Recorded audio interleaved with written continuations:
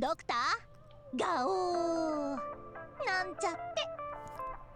is going on, YouTube? This is The Last Musketeer, and welcome to part 13 of the Arknights free-to-play progression series.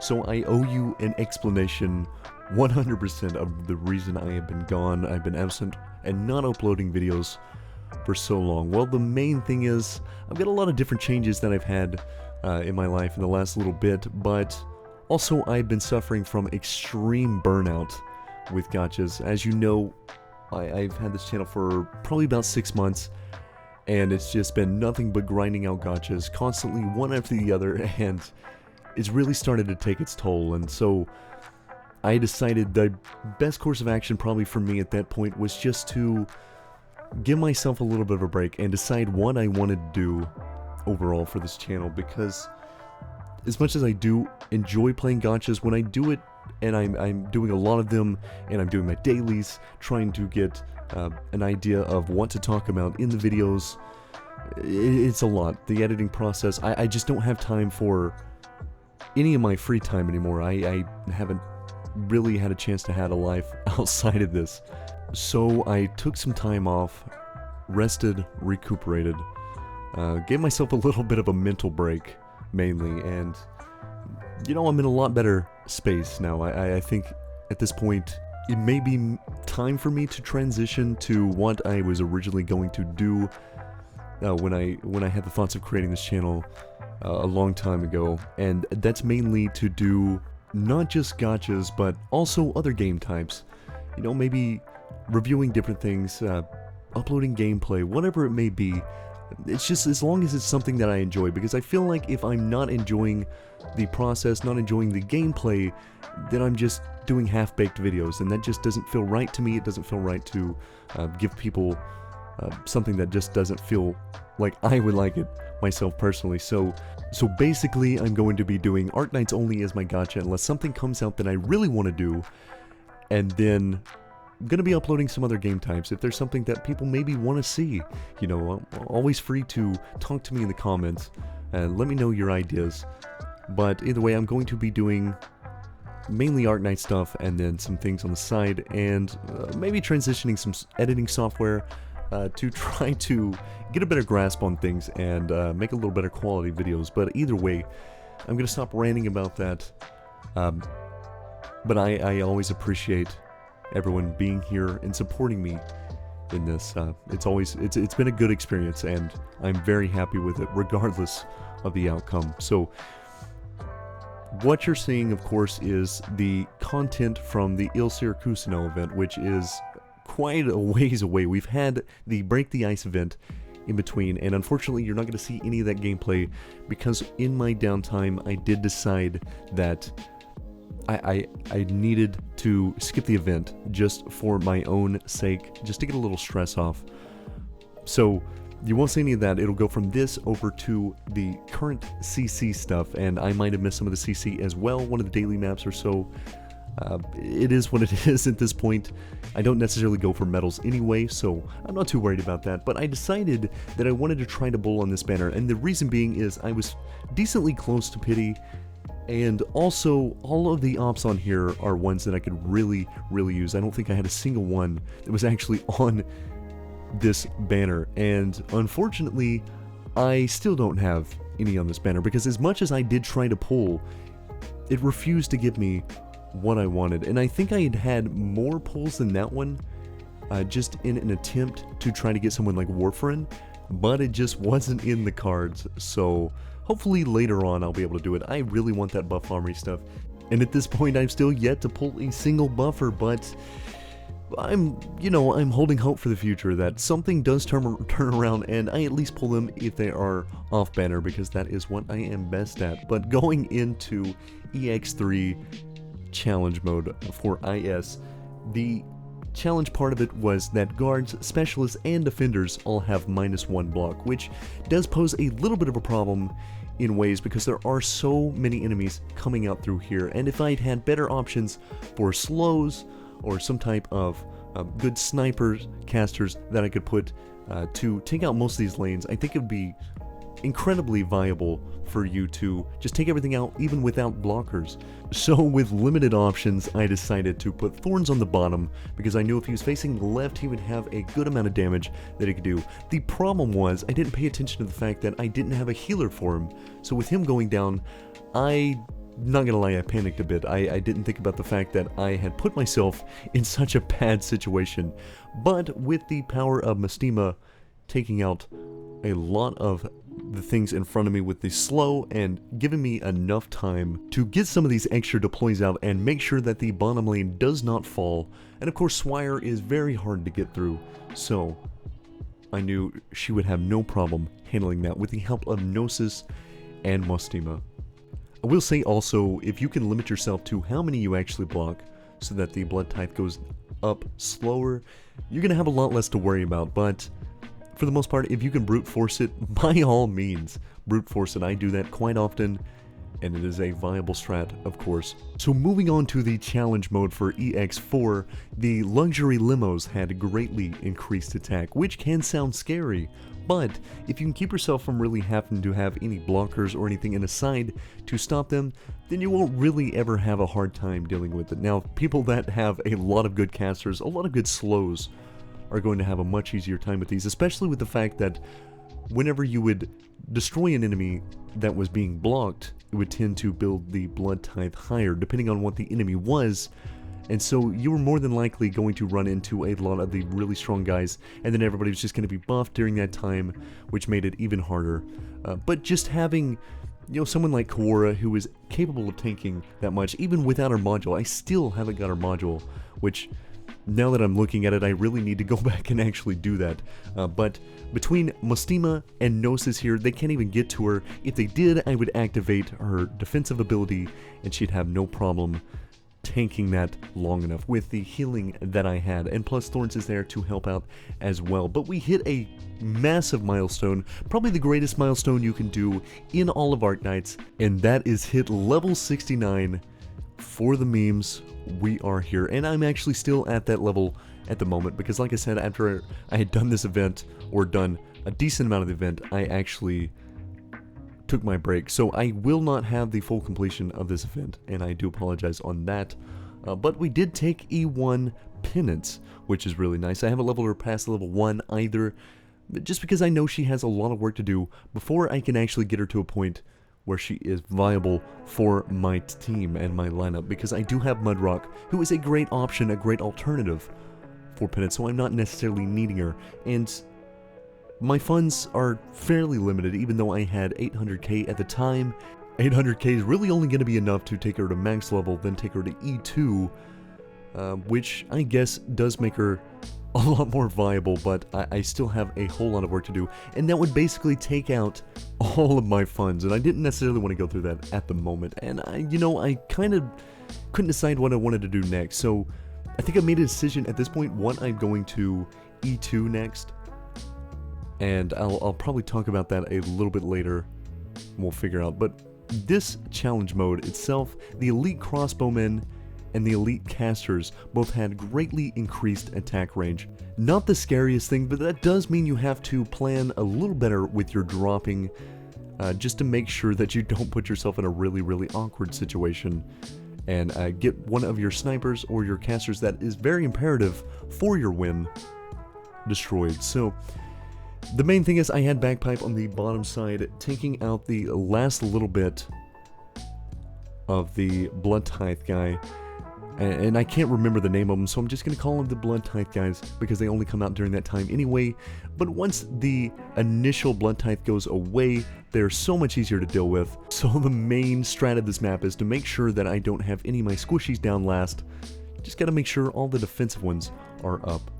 And moving on to EX6, 6 towns on the battlefield are no longer available for deployment. So essentially what they did here was make it to where it was a lot harder for you to have casters and snipers up, which means you're going to have to block a lot more unless you have a lot of good casters for burst damage, like Aya, for instance. So what I ended up doing was actually borrowing Passenger, because Passenger is a great option for dealing with large groups of enemies, especially the very tanky ones. So the idea for this stage was basically to have Thorns blocking the top gate where he could get plenty of reach and then throw a couple of blockers in front of him. So he's going to get his maximum damage output, and then I'm going to have a couple of tankier units to deal with some of the harder hitting guys, and that will make sure that most of my squishies and my big damage dealers are going to be safe for the most part. Now, one thing I do love is that even though Mystima can't hit the Blood Tithe guy, she can actually slow him down still, so she can keep him out of range for a little bit longer if need be, and that can buy me some valuable time moving forward. But as you can see there, we had just got rid of the Blood Tithe, and we get another one, just because there's so many enemies coming through, and so many that I am having to destroy while blocking, so that makes it a little bit harder. Like I said, if you can keep yourself from having to block stuff with these units, then you're going to be a lot better off. But Mystima has been an MVP for me since taking her to E2 and getting her module. She is insanely good for buying time or giving myself plenty of time to deal damage to units that may be fast. She has been a lifesaver, and honestly probably my favorite 6-star that I have leveled up thus far. But that is the end of the Il Siracusano event. Like I said, I didn't do a whole lot, but moving on to what is currently happening and when it came back. This banner has a lot of good units, and I knew I was very close to Pity, and I saw Golden Glow on there, so my idea was to try to get Golden Glow. I don't mind if I get some of the others, that's fine, but I ended up getting Suzu, and while I'm not upset about that, I definitely do love that pickup. I really wanted and basically needed Golden Glow, so my caster damage is still very low, and I still don't have a lot of options as far as arts. Tax Altar has filled that position a little bit, and of course I still have Click when I need, but it's just not the same.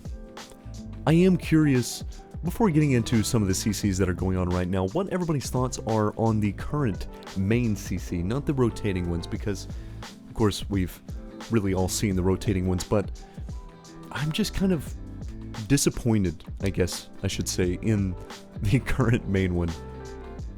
Not necessarily a big fan of the song, not really a fan of just how simple this CC was, but I will take an easy one. I'm less time I have to spend going through it and getting a headache from it, the better. So I found this one incredibly easy, and honestly the rotating stages are always nice. They give me more of a challenge than this one did, and I think more of a challenge than the last one, honestly, even though I didn't do much because it was really early on in my Arknights career.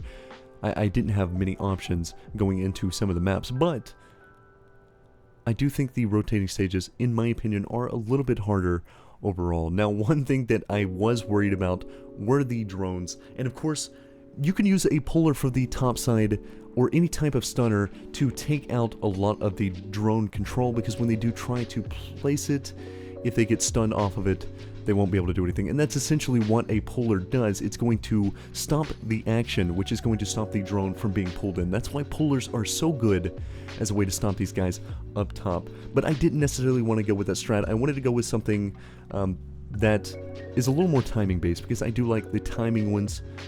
It does make it a little bit harder and a little more interesting, because I do have to watch the screen basically at all times to make sure that I don't mess something up.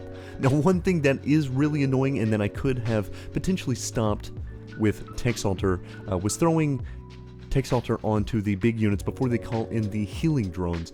Now, for this one, I did do that just to make sure that I didn't have to deal with it early on, but later on I decided, you know what, I might as well try and see if I can do it with the defensive drones up, because I don't know how hard it's going to be overall. So, the initial clear, nothing too bad. You can get the attack drone sent out really early if you just throw a blocker there. The downside is, though, if you can't do damage to him early, he's going to call out the defensive drone when he starts to lose some health. So, a bit rough, and I wanted to try to cancel it with Tax Altar, but I noticed that his timings for calling in the drone are instant. There may be a frame in which you can drop something, if you're frame perfect, to stop him from actually calling it in, but I don't know if there is anything like that. So essentially what I had was Click trying to do a little bit of the damage to it to try to take it out. They are extremely tanky, and they last for an extra 3 minutes. So once they're on the battlefield, they're basically on the battlefield for good, because most of the time it's not going to take you more than 3 minutes to do a stage. So at this point, I have options for baiting the drones up top still, even though the ones up top are still hanging out. Cantabile can survive a blast from 2 of them at the same time, and then the guy will call in his 3rd drone. So from that point on, I'm going to have to be a little bit smarter with how I place the drones, or place my baiters anyway, to make sure that the drones don't come through, because they are going to get nuked off before he actually calls them in. So Gravel at that point is a great option because of the shield that is going to block a lot of the damage. She can tank 3 of them at the same time, and beyond that, Texalter could be an option, of course, just because it will stun off release. But if you can time it correctly, as you'll see here in just a bit, you can actually get the drone summoned in while your operator is being destroyed at the same time. So as you can see, there was like hardly any timing from the drop to the drone call in to her getting nuked. So basically, while she's getting hit with the bullets, he's calling in the drone on her, so that gets rid of that problem. So at this point, I'm just making sure that the big guy doesn't call another drone in on my backline, because that is going to wipe the rest of my squad. If need be, I could have had him just walk straight through, because I don't necessarily need to block him anymore, but I decided to try to go ahead and do it with what I had going on here. So I throw Texalter down. Bit of a bad spot. I should have thrown her to the right, directly underneath Gavialter instead of in front of Gavialter, because that did put me in an awkward position, and the fact that it did end up nuking Gavialter and almost taking her out. But she did survive, she got enough healing, and we got rid of the guy, so that is basically all we needed. But at this point, it's going to leave me in a bit of an awkward position, because her skill just ended, so I'm going on to cooldown, and I have to stop the big guy, who does hit very hard with 2 defensive drones and some other ones running on top. That means at this point that Gavialter is going to have a very hard time blocking this many enemies. So what I decided to do was wait until they get pretty close and then throw Texalter down. Now with the healing from the defensive drones, it was almost not enough to take some of them out, but as long as Gavialter can keep her defense up, and realistically even if 2 go by, that's perfectly fine. Since I do have 3 lives, I can let 2 of them go by, but as long as she keeps her defense up, that is going to secure me the win, and she basically does. She is taking quite a bit of damage, taking more than she is actually getting healed up, but over time, when Texalter comes back up, or anybody else that I need to do to drop to get some extra damage, it's going to help her a lot. But with her skill back active, it is now game over. So there are going to be 4 healing drones on the field, but realistically, I have enough damage to deal with all of that between Click and Gavialter up top, and then Thorns, of course, helping bottom. We got through that CC with no leaks, even though I could have leaked, and we got the 8 clear.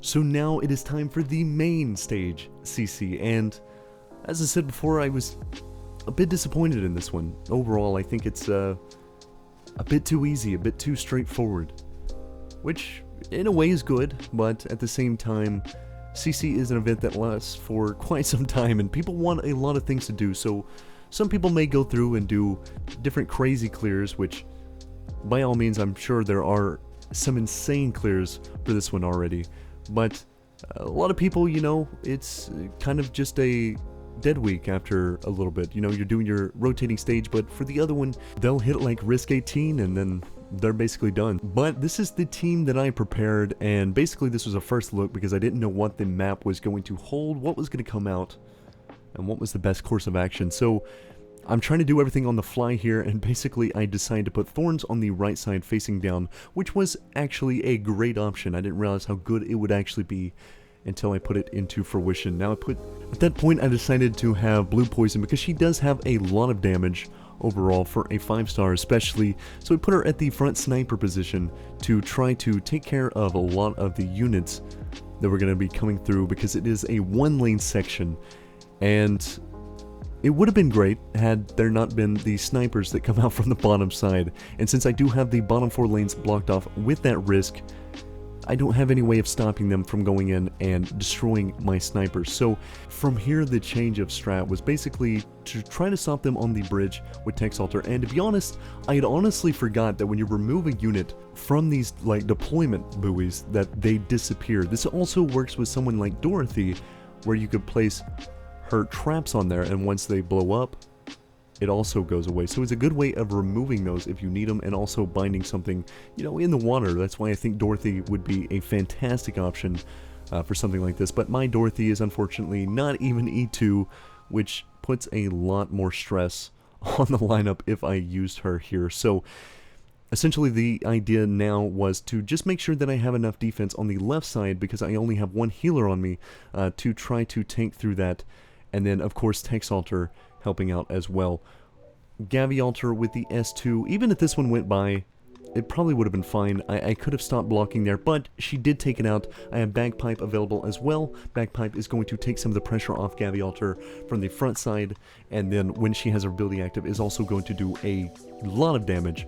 But at this point I decided to wait for the car to get almost past Mestima, then activate the ability, so that I was not only hitting this one and keeping it in place for a long time, but I was also able to slow down the ones on the other side, and also slow down the robot surfers, which helped me tremendously. This is why I say Mestima is one of my favorite 6 stars to E2 currently. When she has her module, she's insane for kiting. So here is a preview of what my other one looked like, and I decided to borrow Ifrit, because what is better than a classic old Ifrit lane? So the strategy with this one is that I have -1 block, so I don't have to worry about Ifrit blocking anything and getting destroyed early on from the ones coming out of the top.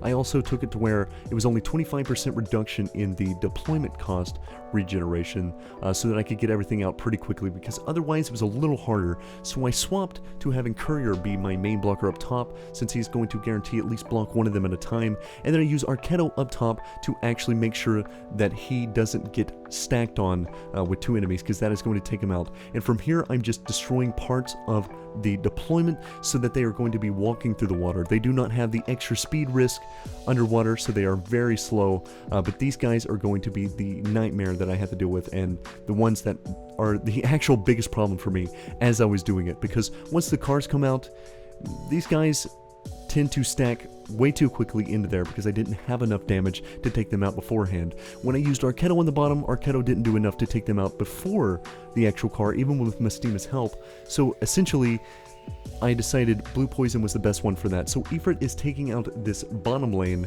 The snipers that I have here that are hitting me, I knew I was going to have to save some of the baiters to make sure that Mestima didn't go down, and then therefore Ifrit go down, because both of them are imperative to how I did this strat. Ifrit goes down, I lose a lot of damage and resistance lowering, and then if Mestima goes down, I don't have enough slow to take out some of the units that are moving through. So I have to make sure that between the combination of the slow and the fire path from Ifrit, it's just a lot of damage that a lot of things are not able to overcome. So there are some of these unblockables getting into the vehicle, and that's perfectly fine.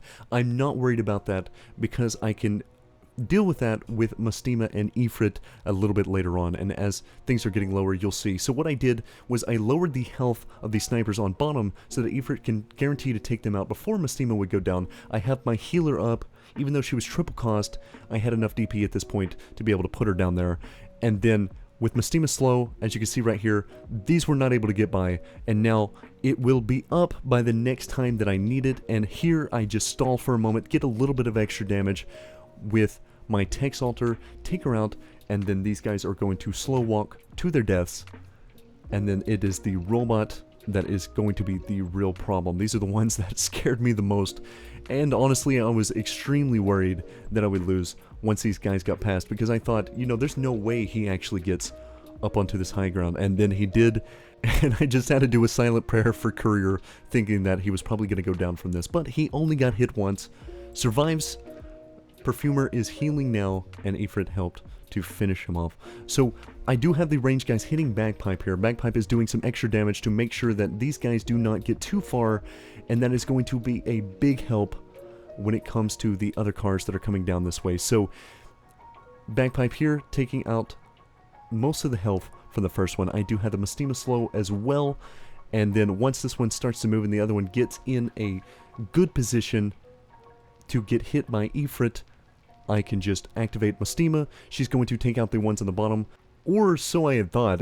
Funny enough, she gets them low and pushes them both into the car instead, so not exactly the interaction I was hoping for, but it was pretty funny, so I did enjoy it. I was perfectly fine with it, because it did work out in the end. So at this point, I'm not going to have Mystima's ability up for a little bit, so this is when I started to get a little worried, but I know that I do have Text Alter, and I do have a little bit more places I can go to slow them down. So at this point, it's all about just making sure that I pop it, and even if the 2 walkers that can't be blocked get through, I still have the 3 lives, so it would have been fine. But either way, we do get it done without leaking a single one, so it could have been a risk 19, I guess, in that sense, but risk 18 is all I really needed. So maybe I'll try to do some different clears a little bit later on. I'm not sure exactly what I want to do, if I want to go higher risk than this, but 18 is the one that I was going for. So now I don't have to worry about the main, I can just do the daily rotating ones as they come through. Moving on to the final stage of the video. This is the Kazamir's operation for the CC rotating stage, and this one did at first scare me a little bit. I was worried that I wasn't going to do very well based on the fact that this was one of the early ones that I did back when I first started my Arknights account, and so I didn't have a lot, and I didn't really know how the stages worked back then. It was a lot harder than it is now, and at this point, you know, I was worried that it may take me a little bit to do it, but honestly, it was fairly easy. I was surprised just how easy I was able to do it. You know, I mean, obviously a strong squad helps, but just having a good idea of the enemy and the stage mechanics, it just makes everything a lot easier on you because you don't second guess as much. You know, here I was thinking about whether or not it would be a great idea to go ahead and drop Thorns, but I knew I needed him as early as possible, so I'm alright with waking the other one. Plus, the first one is gone, and now I can build his first skill usage and also get Gavialter with no fear of going down. So I also throw Text Alter in every little bit just to do a little more damage and to try to clear out these waves decently quickly. You can drop her as much as you want because she is that good of a fast redeploy that you could just drop her as much as you can just to clear waves, but honestly I do save her at times because while I can make myself a little less work, I think honestly it's just easier to drop her down when you really need her most. And so if you're worried about skill timings, you can use that as your way of stunning things and just making things a little bit easier. But she does take quite a bit of damage very quickly, so you have to be kind of wary of that and try to make sure that you can get the actual trait to proc so that when she defeats an enemy herself, she gains full health and resets her skill ability. So if you do it that way, you won't just be sending her to her death and she can actually get the most out of her drop. Obviously, it's not always going to happen. There's going to be situations like that where she just gets taken out very quickly, but she did do a lot of damage, and that's going to alleviate some of the stress on the rest of my lineup. So Thorns is doing the most work here by sitting in the middle, able to attack everything. I have Cora up here to block the damage from the 2 snipers that are doing the corrosion damage, and she is moduleless, but she is extremely tanky. So with the 2 healers that I have there and her ability that I can activate at any time, it makes it a lot easier on me. But as you can see here, I use Gravel to bait the first cast of Viviana's Candelabra ability, and I believe she casts it after every 5th attack. So if I can bait long enough for that, then that is perfectly fine. You can also use Text Alter to just drop on top of her while she's about to use it. While the thing is showing in the skill active, and it's going to stun her and cut off the ability. Here, as you can see, I did mess up and almost got my whole team nuked, but I dropped Swire, always trusty Swire, to go in and just do the last hit that took out Viviana there. And so from here, I just have to do a little cleanup and wait for the 2 annoying snipers to get closer to the mid so they can be taken out by Thorns. So all in all, really not too bad of one. I do like this one in particular. Now that I know the mechanics, because back then it was just a nightmare to try to figure out, but with the mechanics known, it becomes a lot easier. Mystima is also a great option for slowing these guys down if they are getting past some of your lineup and you need them to take as much damage from some of your other guys as possible. Mystima is going to be great help for that. But here we are at the end of the video. As you can see, I'm over halfway through level 69 at this point. I have a decent roster of 6 stars, enough to fill the first full screen, so that is a big progress for this account. And Suzerain is a great addition. Having the D-cell binder just for the slow is going to be really nice. I don't exactly know in particular what she does, and I do apologize. I know about her, I just don't know what she does, but she has like the most adorable skins. It's just a cute character altogether, and a nice addition to my roster. But the plan for me right now, the next E2 that I'm going for, is actually going to be Dorothy, because Dorothy has so many great options in so many different maps that she can just do whatever I need her to do, basically do a lot of damage. She can kite for me, she can slow people down, she can bind them. It's just an all-around great op. And I think after that it may potentially end up being Suzu next, but you know, it really all comes down to what I'm feeling like doing when I get to that point. Ifrit would be a fantastic option. You know, having another E2 healer would be really good. But all in all, it's a pretty solid roster. And so there's a lot of things to think about, a lot of things to take in. But that is basically going to be it for me, everyone. I do appreciate, like I said before, being patient with me and staying with me in this journey. It's been fantastic, and I hope to keep making videos and get better at making them and do more expansion to the content that I do. So I'll try to see what I can come up with as far as content. And once again, I'll catch you in the next one. Peace.